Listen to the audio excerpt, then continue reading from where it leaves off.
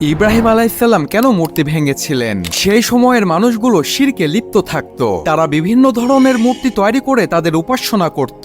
ইব্রাহিম আলাইসাল্লাম ছোট থেকেই তার জাতির মূর্তি পূজা দেখত এবং নিজে নিজেই উপলব্ধি করত যে এই মূর্তি কখনোই স্রষ্টা হতে পারে না। এই মূর্তির কোনোই শক্তি নেই, এটা শুধুই মানুষের বানানো একটি পুতুল মাত্র।